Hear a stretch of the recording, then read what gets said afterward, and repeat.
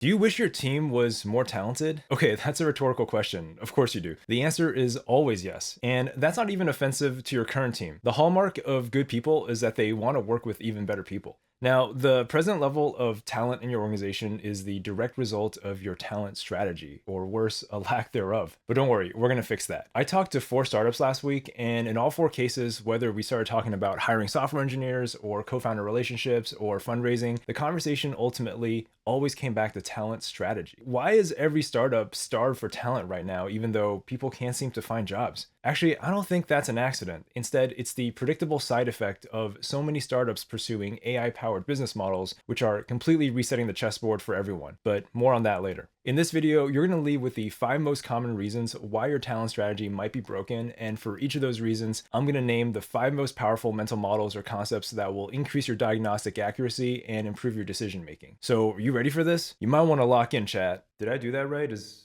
that what the kids are saying these days? Hello, fellow founders. Welcome to Startup Gospel, where there's always good news for your startup, and maybe your soul too. But this is a startup-themed episode, which means I am here and only here to transmit to you a lattice of mental models that will change how you see the world and make success inevitable. So why should you listen to me? Wait, why'd you put this question in the script? It makes me seem so defensive for no reason. I don't have to justify myself. Well, for one, I spent a decade in the trenches as the co-founder, founding CTO, and most recently COO of a billion-dollar company that we built up from scratch. The journey was brutal at times and completely transformed me as a person. But having come out of it a changed man on the other end, I distilled and collected the best parts that I think could be helpful to the next generation of builders, so I wanted to share them. But second, and perhaps more importantly, this channel's mission is to develop higher aim and spiritual mettle in startup founders, entrepreneurs, and small business owners alike. And I do this by interleaving business mentorship videos like this one with others that explore the topics of faith, philosophy, and theology like the one above. I have nothing to sell you, and the channel's work is entirely backed by my nonprofit foundation,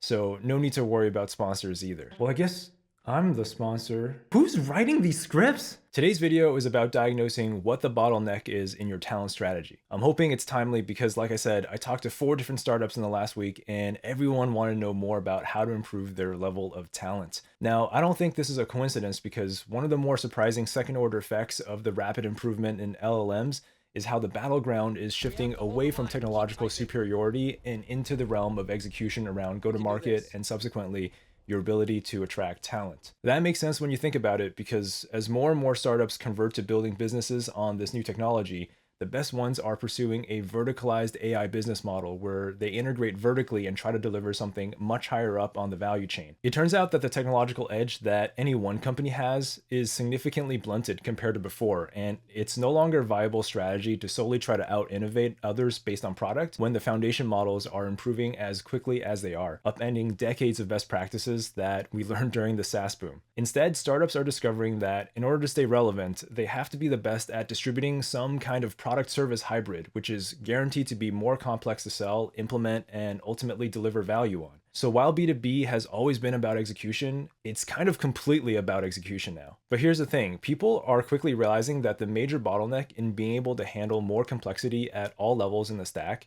requires better talent in literally every position in the company, which is how I end up on 4 different calls this week, all about the same thing. So when you get me on a call and we think it's something related to your talent strategy, there's actually a mental map that I walk through in my head to quickly home in on what the issue is. For this episode, I'm actually going to give you the bones of that map so that you can get a head start diagnosing your own issues. And if I do this right, we might even be able to use this episode as a roadmap for future deep dives on some of the concepts. So when we suspect there's a bottleneck and it's something related to our talent strategy, there's basically 5 areas that I'll ask about. Typically, just by putting that list on the screen, it'll trigger some spidey sense in founders about where their problem is. Chances are you kind of already know where to look, but depending on your stage, especially if you're very early, you may not have answers to any of these, and that's fine, but it just means you'll have to improve on many of these simultaneously if you want to improve your company's talent density. And if you're more in the growth phase, you'll typically have just 1 or 2 of these that is the primary bottleneck that's preventing the system from growing much faster than it needs to.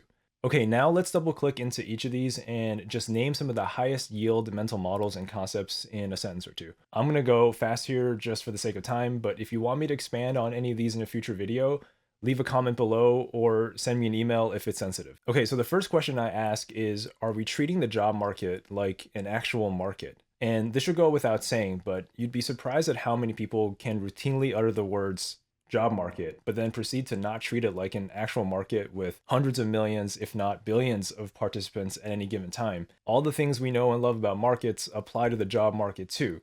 For example, there's inefficiencies, there's arbitrage, there's mimetic behavior, there's information asymmetry, there's bubbles.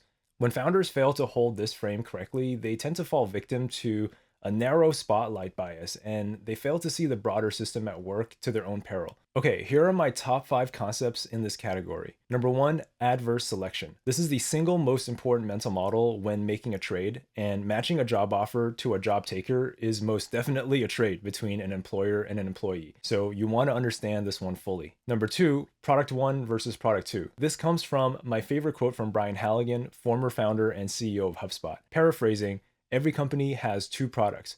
Product 1 is what you sell to your customers, and product 2 is what you sell to your employees.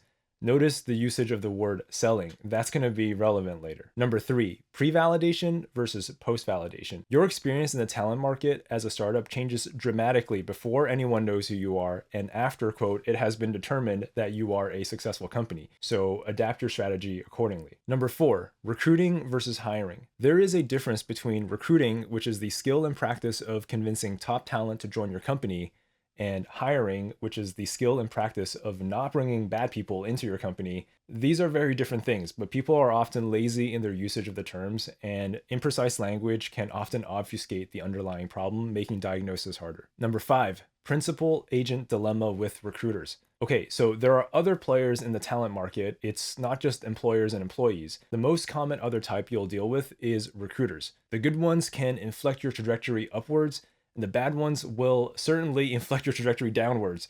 So understand their incentives, evaluate their ability, and choose wisely. Question number 2, are we aligned on the nature of human talent in knowledge work? Okay, this one's definitely got some more spice on it. When you're hiring humans, guess what? It pays to be knowledgeable about humans. Unfortunately, from empirical observation, only a small percentage of humans are actually knowledgeable about humans generally. In fact, I think that's why most founders dream of being able to hire a team of autonomous AI agents one day, because they're on average not knowledgeable about humans. Yet it is by far the greatest source of leverage in a company, at least for now. Until AGI hits, I would say this is a major source of alpha that startups can find if they're willing to invest. The bar is actually super low. Okay, so the top 5 concepts in this category are: number 1, in knowledge work, cognitive ability matters.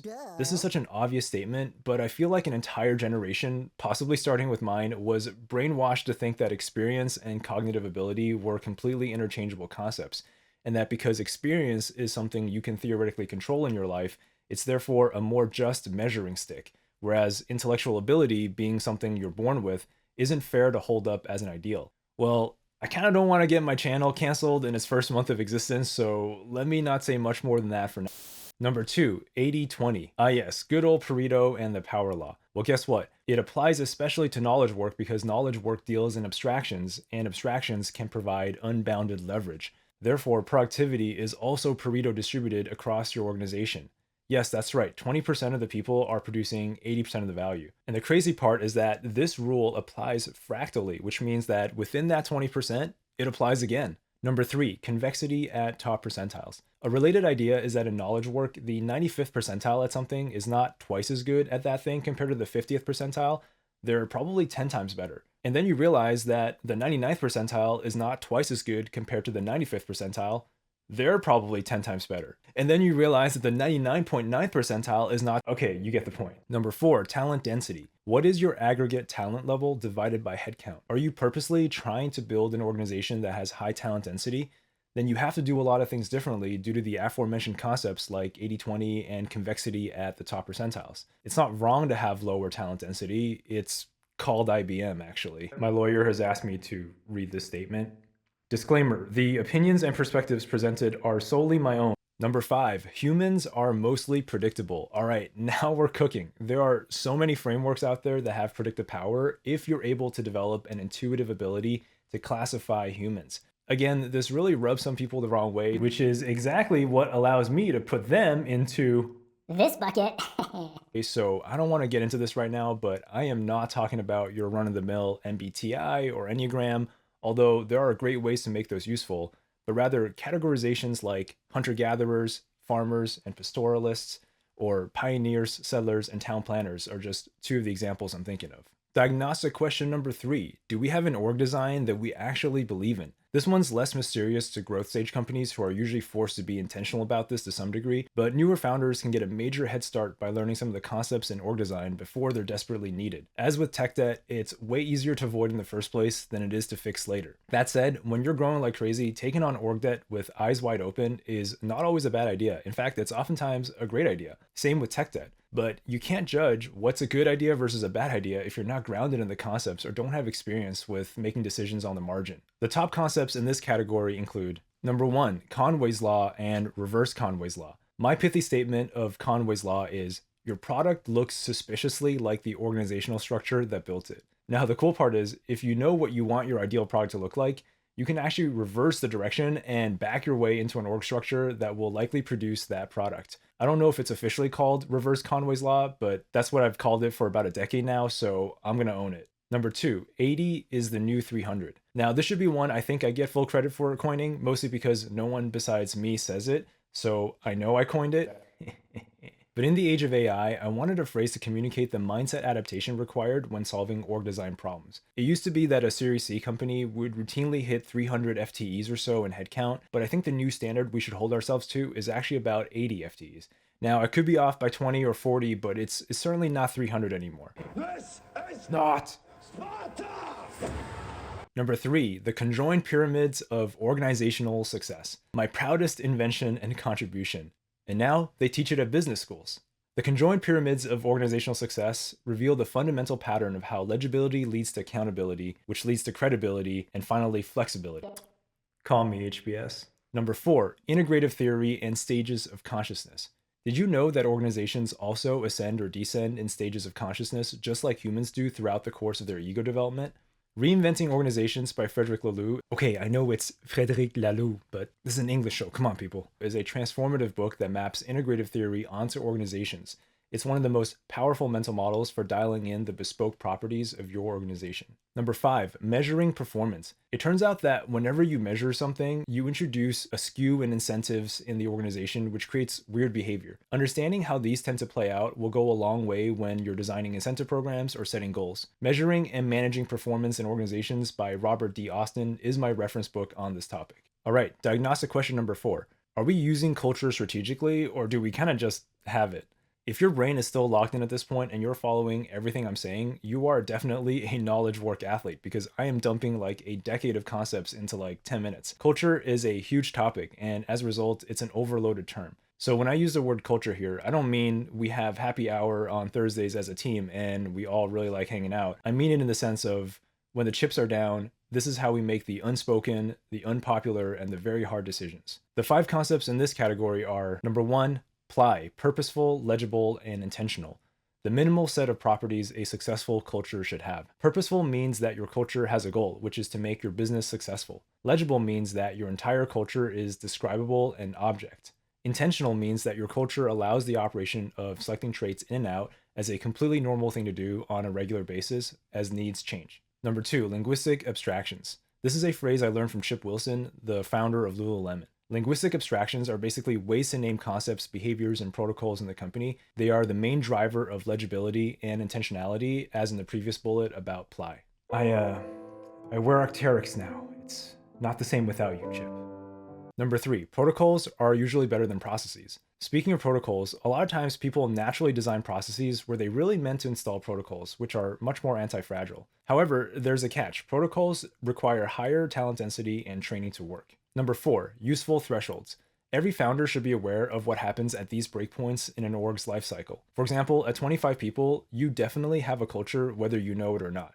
Number 5, distortions in mission-driven companies. If you're leading a mission-driven company, there are certain distortions that can happen, both positive and negative, when it comes to implementing company culture. Best to get ahead of them if possible. Last diagnostic question: are our hiring/sales mechanics clean? Finally, a section on hiring mechanics/sales mechanics, because if you're not having to sell very hard, then you may be in a case of adverse selection. In any case, for whatever reason, hiring mechanics seems to be where most founders and team members start when they want to fix a talent issue. You've probably gotten my vibe by now, but this is often the last place I look. I think your hiring practices are mostly destined and constrained by everything else we've talked about higher up in the strategic plane. kind of in the same way that your sale is a lot easier if your marketing is really good. But let's say you got all that right. How do you think about hiring then? The first concept here is resume/LinkedIn physiognomy. Yet another topic I won't go into right now because it'll get the channel canceled. But the basic idea here is that people manifest themselves fully into their work product, and a resume and a LinkedIn profile is indeed the work product of a job seeker. What the resume and LinkedIn profile look like can tell you a lot about a person. Number two, hiring manager psychology. It is incredibly difficult to simultaneously have a hiring mandate while trying to execute on the company's ambitious goals. This is an entire category of its own where I talk about the rule of two, the Poisson distribution of talent, juggling multiple recruiting processes simultaneously, and dealing with headcount pressure, as well as the many other pitfalls that await hiring managers who have to grow their teams dramatically in a short period of time. Number three, the minimal evaluation framework, temperament, ceiling, and slope. Now, you can't do all the hiring activity on your own. Believe me, I tried. So at some point, you do need to bring in other interviewers and you need to get a read on their signals about candidates in order to get leverage in the hiring operation. Well, what's a good framework for getting as truthful of a read as possible? TCS might be the answer. Number four, the fulcrum of the offer. Everything changes when you put an offer in front of a candidate, so don't do this lightly. My lifetime offer acceptance rate for someone that I made an offer to join my organization is just shy of 95%, meaning if I put out 20 offers, 19 said yes. Now, how did I do that? This mental model is the key. Hey, is this where I do the like and subscribe? I mean, that's pretty compelling, right? Number five, when to make a bet on someone. All right, I saved the best for last because this is by far my favorite topic. In fact, forget everything I said before. Sometimes making a bet on someone is the most rewarding thing you'll ever do in your career. What are the conditions under which you should do that? How do you manage the expectations of the rest of the org and your team when you make this move? All right, y'all, I'm fired up after going through all those ideas. There's some really good stuff in there and plenty to talk about in upcoming episodes. What's crazy is that everything I've named here is just the tip of the iceberg when it comes to that lattice of mental models that I talk about at the start of these episodes. In fact, if you fully flesh out the 5 diagnostic questions I presented here to their completion, that's still just a subset of the COO scope, meaning that was just a fraction of my job. There's like a dozen other functions we could talk about. I have collections of mental models, patterns, and insights that run equally deep across countless other areas. So y'all, you gotta hit the like and subscribe because we're going places. All right, I think that's a good place to call it for today. As always, when you find the success you've been looking for, just remember to render unto Caesar what is Caesar's and unto God what is God's. All right, I'll catch you in the next one. Oh, it's Gavin Belson. I better take this. Yo, GB. Yeah, hiring programmers. Yep. Hey, look, I know it sounds weird, but the key is they always travel in groups of 5. Yeah, like, for example, there's always a tall, skinny